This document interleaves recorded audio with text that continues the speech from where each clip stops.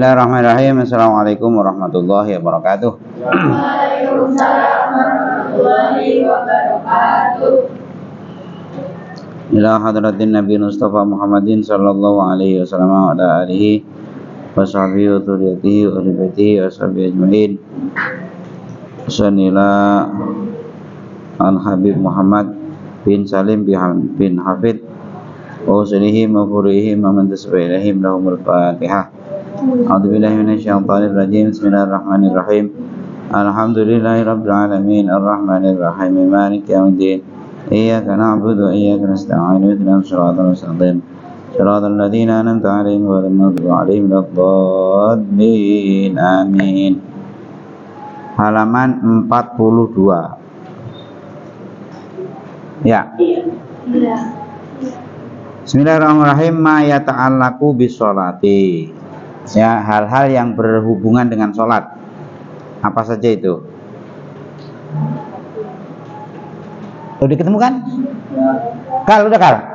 Oke. Wali sholati surutun wa arkanun wa ab'atun wa mubtilatun wa sunanun. Jadi hal-hal yang berhubungan sholat itu yang pertama adalah syarat. Syarat sah maksudnya ya. Syarat sah, kemudian rukun, kemudian ada yang namanya ab'ad, sunnah yang sangat dianjurkan. Mubtilat, berarti hal-hal yang membatalkan sholat. Wa sunanun, sunan itu sunnah-sunnahnya sholat. Ada berapa berarti? Syarat, rukun, ab'ad, mubtilat, sama sunan. Sunan itu yang disunahkan ya. Jadi yang berhubungan sholat adalah yang pertama syaratnya, kemudian rukun, kemudian ab'ad, kemudian mubtilat, kemudian sunnah. Nah, kita lihat satu-satu. Fala budda min adaiha syurutuha wa arkanuha. Nah, yang harus dilakukan, maksudnya harus itu nggak boleh enggak, adalah syarat dan rukun. Jadi biar sholat kita sah, yang harus dilakukan adalah, atau yang harus dipenuhi adalah syarat dan rukunnya. Wayam bagi al-muhafadzatu ala ab'atiha wa sunaniha.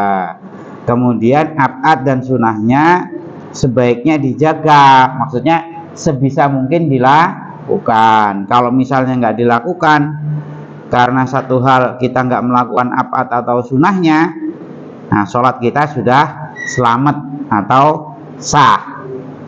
Sah itu apa sih? Sholat kita sah itu maksudnya nanti di sana kita nggak ditagih kita belum sholat. Itu. Nah kalau sholat kita nggak sah, maksudnya walaupun kita sudah sholat, nanti tetap di sana ditagih sholatnya. Sip, sholatnya mana? Perasaan dulu udah sholat, tapi rukun dan syaratnya nggak terpenuhi, maka kita dianggap belum bayar, belum melakukan sholat. Seperti itu. Kemudian yang selanjutnya wayajibu tarku mubtilatiha. Sedangkan kalau yang membatalkan harus dijauh. Ya udah jelas lah itu ya. Jadi kalau yang membatalkan ya jangan dilakukan. Fa in tarokat al musalliyatu sarton min syurutiha au ruknan min arkaniha batalat sholatuha. Nah, karena ketentuannya seperti tadi, maka kalau kita sholat meninggalkan rukun atau salah satu syaratnya, sholat kita tidak sah, batal sholatnya. Wa in tarakat ba'dan min ab'adiha shohat sholatuha wa nutiba laha sujudus sahwi. Nah, ab'ad itu sunnah tapi sangat dianjurkan. Nah, kalau kita meninggalkan itu, sholat kita tetap sah. Walaupun sah, nanti pas sebelum salam kita suruh sujud sahwi. Misalnya tahiyat awal atau kunut buat kita ya, tahiyat awal misalnya. Jadi pas rakaat kedua kita harusnya duduk, tahu-tahu berdiri. Kalau sudah berdiri nggak boleh balik sih, nggak boleh balik duduk tahiyat awal, nggak boleh. Kalau balik batal. Kenapa? Karena kita dianggap sudah melakukan wajib kok malah mau ngejar sunnah. Nah, itu nggak boleh. Nah, ukurannya apa? Misalnya kita harusnya duduk tasawuf awal nih, tahu-tahu lupa terus berdiri. Bolehnya balik sampai apa nih? Ukurannya kalian berdiri itu kira-kira dekat duduk apa dekat berdiri? Belum tegak banget. Kalau belum tegak banget ya 50-50 lah. Misalnya berdiri itu kan gini, duduk itu ya duduk. Misalnya udah kadung jongkok lebih dekat berdiri, berarti kita nggak boleh balik. Kalau balik batal. Nah, tapi terus sudah berdiri, sholat tahiyat awalnya lewat. Nah, karena itu abad itu sunnah yang sangat dianjurkan, mendekati wajib lagi itu kira-kira. Nanti setelah fil alamina innaka hamidum majid, kita sujud dulu 2 sujud. Namanya sujud sahwi. Nanti di belakang. Nah, setelah sujud sahwi terus duduk lagi, nggak usah tahiyat lagi, langsung salam. Nanti dipraktekkan ya, ya. Jadi kalau kita sudah kadung melakukan wajib, berdiri itu kan wajib. Sementara duduk tahiyat sunnah. Kita sudah melakukan wajib, terus ngejar sunnah, itu nggak boleh. Nanti sholatnya jadi batal. Udah pelan-pelan kita ikuti, nanti di belakang lebih jelas. Jadi tapi sholatnya tetap sah. Tapi nanti sunnah sujud sahwi. Sujud sahwinya sunnah. Kalau nggak sujud sahwi, ya sudah nggak apa-apa. Sholatnya tetap selamat. Kemudian wa in fa'alat say'an min mubtilatiha batalat sholatuha. Jadi kalau kita melakukan yang membatalkan sholat, ya sudah jelas sholatnya batal. Kemudian wa in tarokat sunanun min sunaniha. Kenapa? Wa in tarokat salahkan. Wa in tarokat sunnatan min sunaniha sohat sholatuha. Kalau yang ditinggalkan sunnah itu nggak apa-apa, sholatnya tetap sah. Akan tetapi wafataha fadilatul amali bitil kal sunnah. Ini nggak dapat. Misalnya apa nih misalnya? Iftitah surat pendek. Misalnya kayak gitu-gitu. Ditinggalin ya sudah lewat kalau ditinggalin. Ya karena ditinggalin ya udah nggak dapat apa. Nah, ada. Sekarang kita bahas satu-satu. Syurutus sholat, apa itu? Syarat-syarat wajibnya sholat ya. Jadi ini harus dipenuhi, syarat harus dipenuhi. Apa saja kita lihat? Syurutus sholati samaniatun berapa? 8. Awas, jangan malu-malu ini. Kita udah 8 tahun di sini, ntar samaniatun berapa nek? Ngitung dulu. Kelamaan ya. Nah, cuman itu sitatun sama tisatun apa? Sitatun sama tisatun itu ngeselin. Jadi 6 sama 9 sama kayak bentuknya kan? 6 begini, 9 begini. Ini dibolak-balik itu. Coba hurufnya. Sitatun sama tisatun. Ya, sinnya di depan sama taknya di belakang doang, ya kan? Oke. Jadi samaniatun berapa? 8. Nah, oke, kita hitung satu-satu. Awas Kal, jangan sibuk sendiri Kal. Ntar pas jadi Pak Ustadz ditanya nggak ngerti, malu-maluin Kal.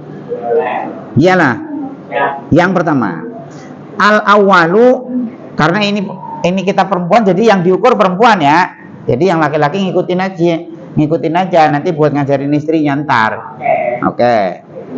Al awalu, yang pertama, at-thaharatu anil hadasil asghari wal hadasil akbari.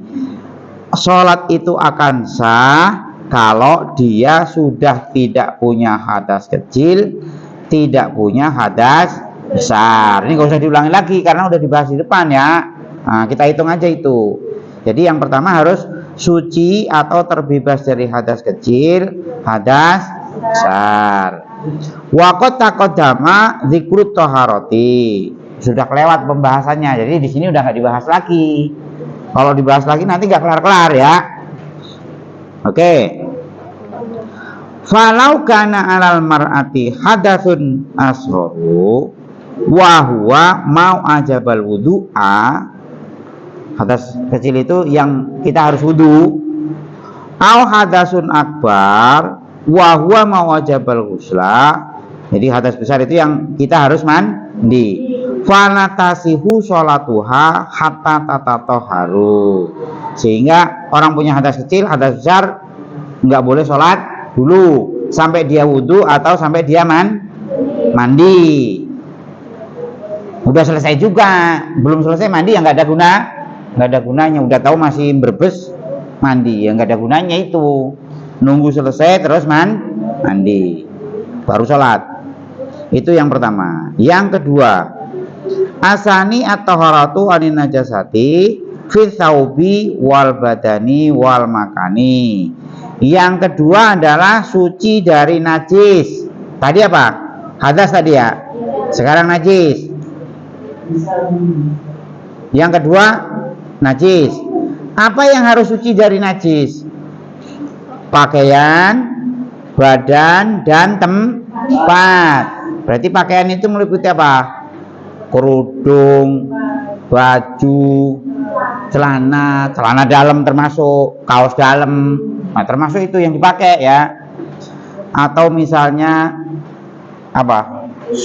Sorban, kalau pakai sorban. Kalau perempuan ya mukena. Bagaimana misalnya mukenanya panjang banget gitu. Jadi itu sarung. Atau misalnya pakaiannya kayak pengantin. Ada kan gaun pengantin yang sampai panjang itu? Ada kan? Nah, sholat pakai itu sampai panjang. Kemudian yang paling ujung diein tikus misalnya atau diein ayam misalnya. Batal nggak sholatnya? Batal. Jadi kalau ujungnya itu kita pakai, walaupun itu ngelewer kemana-mana, tetap dihitung. Nah, makanya kalau pakai mukena pakai ini yang wajar-wajar aja. Pakai kerudung yang wajar aja sih. Kerudung sampai ngelewer kemana-mana. Ntar gitu ya. Jadi yang harus suci adalah yang pertama bajunya. Baju itu maksudnya pakaian. Kemudian badannya. Kemudian tempat. Jangan sampai di depan bapak malah nggak dengerin loh ya. Oh, nanti di zoom ke kamera ya, Ibu Yasmin nih. Nah, yang deket malah nggak dengerin. Nah, awas nanti dites satu-satu ya. Jadi yang pertama harus suci adalah pakaian, kemudian badannya, kemudian tempatnya. Misalnya begini, kita sholat pakai sajadah. Di ujung sajadah kita ada tikus misalnya. Boleh nggak sholat di situ? Nggak apa-apa, selama itu nggak kesentuh sama kita. Mau dihindari. Jadi kalau di pojok nggak apa-apa. Maksudnya itu yang pas kita dudukin, kita pakai berdiri, kita nanti sujud, kita nanti itu. Ya, jadi kalau sajadah pojokan sono ya jangan sujud di situ, tangannya jangan nempel situ gitu. Oh, malah dipegang ya. Itu nyari gara-gara namanya ya. Jadi maksudnya itu. Jadi tempatnya harus suci itu bukan berarti sajadah misalnya ujungnya doang ya jangan di situ. Ujung sebelahnya ya tidak. Nah, ya betul. Udah, kita lanjutkan. Falau kana ala thawbiha alladzi tusolli fihi au ala badaniha au fil makani alladzi tusolliya fihi najasatun lam tasih sholatuha. Jadi nanti kalau misalnya walaupun pecinya peci itu kan bisa lepas sendiri kan, tapi karena dipakai ya dihitung pakaian itu. Kalau sampai ada telepok gitu, telek tikus misalnya, nah ya batal. Ya, kalau bau apek lain lagi itu karena lama nggak dicuci sih. Ya, keringet itu bau tapi nggak nggak najis ya. Tapi jangan begitulah, masa Islamnya udah lama mau sholat bau apek, jangan. Makanya kan pakai wangi-wangian itu biar wangi, biar minimal nggak ganggu temennya lah gitu ya. Ini sholat udah jamaah di masjid, bajunya keringetan, tadi habis dari sawah belum mandi, ya jangan begitu. Nah, gara-gara pengen dapat pahala sholat jamaah tapi ganggu temennya, ya jangan begitu. Kita ukur ya, kalau bau diembusin, bau nggak? Kalau bau jangan ke masjid, ganggu temennya, ya kan? Nah, udah itu yang kedua. Kemudian yang ketiga, asalisu satrul aurati. Yang ketiga adalah menutup aurat.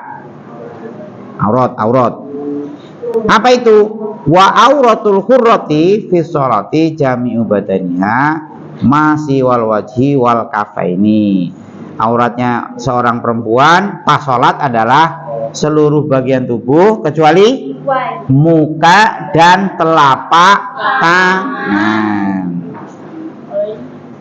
Nah, berarti bagaimana kalau kita udah pakai kerudung, baju panjang, pakai celana panjang, kaos kaki, boleh sholat gak? Boleh sholat gak? Nggak bau mukena? Boleh. Jadi kita jadi yang pinter ya, udah pakai gamis, pakai kaos kaki, udah lengan panjang, pakai kerudung, nggak sholat katanya nggak bau mukena. Nah, bukan alasan, sholat nggak harus pakai mukena. Yang wajib itu adalah menutup aurat. Nah, auratnya perempuan itu seluruh badan kecuali muka sama telapak tangan. Wa auratul amati fi sholati ma baina surati wa rukbati. Sedangkan kalau hamba saya ini sekedar omongan aja, udah nggak ada sekarang ya. Nggak tahu kalau masih ada di mana, kita nggak tahu di dunia belahan mana ya. Yang pasti kalau di Indonesia udah nggak ada lah ya, nggak ada.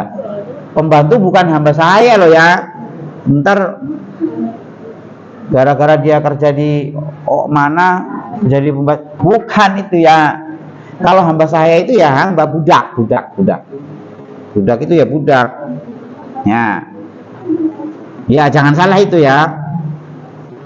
Kemudian falau sholat maksufatal aurati au ing kasafa asna sholati walam yasturha halan batalat sholatuha. Bagaimana kalau misalnya Haikal sholat di lapangan misalnya, di tengah sawah misalnya, lagi di sawah, angin gede, sholat pakai sarung sip, Allahu Akbar, angin dari belakang kenceng banget, buka sarungnya, ya buka itu ya langsung ditutup buru-buru tangannya. Tapi kalau bismillahirrahmanirrahim, alhamdulillah, dibiarin aja wes ISIS ini, dibiarin batal ya, batal. Jadi kalau bisa ditutup seketika, sholatnya selamat. Tapi kalau enggak, sholatnya batal. Misalnya begini, nih yang tukang iseng misalnya Reza ada Haikal sholat, Reza baru datang, Allahu Akbar, bismillahirrahmanirrahim, alhamdulillah, lagi enak begitu, tahu-tahu iseng Reza sarungnya dilorotin, tarik, lorot, jatuh. Atau yang paling ekstrim misalnya begini, Helmi kan agak gemuk, sarungnya agak kecil, Allahu Akbar, pas ruku, Allahu Akbar, wek gitu belakang. Bisa ditutup seketika nggak itu? Nggak bisa, mesti ngerubah sarung diputar ke belakang, di depan. Udah kalau begitu batal ya. Tapi kalau karena ketangin atau ada bolongan di depan udah diumpetin, ternyata pas duduk dia keluar, ya buru-buru ditutup, bisa kan? Nah, atau ya itu laki-laki perempuan sama ya, pakai mukena, angin gede, wiri, buru-buru ditutup. Kalau nggak bisa ditutup seketika, sholatnya batal. Kalau misalnya begini gimana? Di tengah sholat, tadi kan di tengah sholat kena angin, buka batal kan? Tapi kalau misalnya begini, Haikal tinggi gede, sarungnya kecil, jadi pas sarungan itu pas lutut doang, sampai lutut. Tapi nanti pas ruku atau pas sujud pasti ngangkat nggak? Ngangkat. Menurut kalian itu sholatnya batal dari awal apa batalnya nunggu ntar? Lu kan masih ketutup pas awal.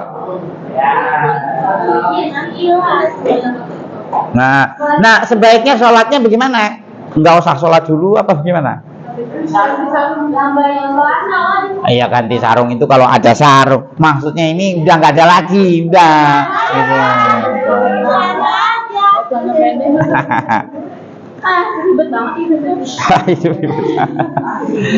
Ini kan andaikan ini ya. Kalau zaman sekarang ya kebangetan, orang sarungnya cuma satu itu kebangetan ya. Jadi misalnya pas-pasan ya sholat aja. Barangkali nanti misalnya ada orang baik lihat, ini sholat begini banget. Kan mungkin kan, misalnya tadi Reza udah nggak iseng, jadi Haikal sholatnya sarungnya pas itu. Nah Reza lagi baik, wah ini kalau ruko batal, sama Reza dikasih selimut. Nah dikasih selimut, aman nggak? Aman. Iya, udah ya. Yang pasti tadi ya, walaupun di tengah sholat, kalau auratnya kebuka, sholatnya batal, kecuali bisa ditutup seketika. Kalau enggak, sholatnya batal. Walaupun dipaksa itu tadi ya, walaupun dipaksa, dilorotin terus gandolin, ini batal lah. Ya, udah. Kemudian yang keempat, Arabiu istiqbalul kiblati wahya al-ka'batu bisodri. Yang keempat adalah sholat harus ngadep ke kiblat. Kiblat kita apa? Kak, wah kalau dari sini ya pokoknya ngadep ke negara Arab gitu aja lah, gampangnya. Yang ngadep apa? Yang ngadep dadanya. Jadi misalnya Allahu Akbar, ada gelontang gitu, kita nengok. Yang nengok mukanya. Jadi kalau nengok jangan semuanya, gelontang ininya, jangan seininya, nengok palanya aja ya. Oh nengok gini. Kan kalau cuma sekali terus balik lagi kan baru dua, enggak batal. Nah, harus pinter-pinter. Nanti gelontang terus nengok semua batal sih. Paling jadi dadanya harus tetap ngadep ke kiblat. Walaupun dipaksa batal. Misalnya tadi, siapa yang kecil nih? Sekarang gantian, misalnya Reza sholat, kemarin diisengin, Allahu Akbar, Bismillahirrahmanirrahim, sama Haikal digenjong. Ngerti digenjong? Diangkat, diputer. Sering banget tau begitu. Kenapa Mi? Wah ini nggak denger pasti nih. Nih dengerin. Jadi Reza lagi sholat, badannya kecil, kemarin iseng sama Haikal diangkat, diputer, dihadepin ke sono. Batal nggak? Batal. Jadi walaupun dipaksa itu batal diangkatnya. Udah lanjut yang kelima. Al-khamisu anta'lama anna sholata fardun 'alaiha. Harus tahu juga bahwa sholat itu fardu. Bahwa sholat itu wajib. Kalau belum tahu ini berarti ya Islamnya kapan ya. Jadi makanya baru masuk Islam yang pertama harus tahu kewajiban kita. Kewajibannya apa? Sholat, zakat, puasa, harus tahu itu. Jadi Islamnya udah setahun nggak belajar, nggak tahu kalau sholat wajib ya, nanti kalau sholat ya nggak ada gunanya ya. Udah jelas itu ya. Makanya kalau i'taqadat annaha sunnatun lam taksih sholatuha. Kalau nganggep sholat itu nggak wajib, dah kalau mau sholat ya sholat, kalau enggak ya enggak. Nah ini tuh sholatnya masalah nanti. Walaupun dia sholat tidak dianggap sholat. Jadi keyakinan kita juga harus berkeyakinan bahwa sholat itu wajib. Kemudian yang keenam, asadisu ala ta'taqida fardun min furudiha ay ruknan min arkaniha sunnatan. Apa misalnya? Jadi nggak boleh juga berkeyakinan salah satu rukun fardunya sholat itu sunnah. Apa misalnya? Tak takida anal fatihata sunatun. Baca fatihah sholat itu sunat misalnya. Yakin betul begitu. Ya nanti sholatnya bermasalah. Au anna ruku'a sunatun, ruku nggak wajib misalnya. Au anna sujuda sunatun, atau sujud nggak wajib. Kalau itaqada dzalika lam tahsis sholatuha. Jadi kalau punya keyakinan seperti itu, walaupun dia udah jengkang-jengking sholatnya tidak sah. Kemudian yang terakhir, as-saminu istinabul mubtilati. Yang terakhir adalah menjauhi hal-hal yang membatalkan sholat. Apa misalnya? Kal harokati salasati al mutawaliyati. Gerakan sampai 3 kali berturut-turut. Bagaimana biar sholat kita nggak batal? Misalnya begini, Allahu Akbar, nggak lihat tempat sujud, Allahu Akbar. Ternyata pas nanti kita sujud itu ada belek. Belek itu apa? Tai ayam, tai entok, itu namanya belek. Kalau kita nggak bergeser, nanti sholat kita kena tai, kena belek tadi. Makanya kita harus mundur atau ke samping. Bagaimana caranya? 2 langkah terus berhenti. Kalau kurang jauh, entar dulu, dijeda tahu. Jadi geser 2 langkah, berhenti. Kalau kurang jauh, dijeda dulu beberapa saat, terus geser lagi. Nah, misalnya ke belakang kan harus beberapa langkah itu, biar jidat kita nggak kena belek, ya kan? Minimal 3 atau 4 langkah kan? Nah caranya 2 berhenti, ntar dulu terusin Fatihah dulu, terus jidat lagi. Kalau langsung duk 4 kali, batal. Karena ngitungnya yang boleh, yang ditoleransi cuma 2. Atau 1 tapi kenceng, misalnya tadi, Allahu Akbar, temennya di depan ditendang, jegel, jengkang temennya. Atau ke samping, tonjok kenceng, jengkang, batal ya. Jadi 1 kalau kenceng dihitung 3, batal. Nih kalau sholat duha, sholat asar coba liatin. Bapak nggak ngeliatin, makanya Pak Hasan suka kesel kan itu. Allahu Akbar, Allahu Akbar, tapi tangan sama kakinya tuh nggak diem, nendang lah. Nah itu ya. Jadi itu tadi ya. Jadi walaupun sekali kalau kenceng dihitung di 3, sholatnya batal. Falau fa'alat mubtilan min mubtilati sholati batalat sholatuha. Kalau kita melakukan salah satu itu nanti sholatnya batal. Cukuplah ya, nanti kalau misalnya ada yang ditanya, silakan bertanya. Arkanus sholati wallahu a'lam bishawab. Assalamualaikum warahmatullahi wabarakatuh.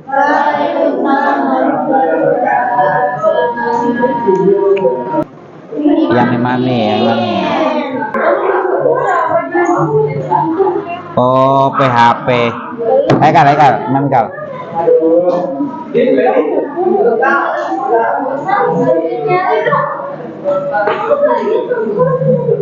Ya ini makanya itu nggak Bapak tagih kan, ini kan biar nanti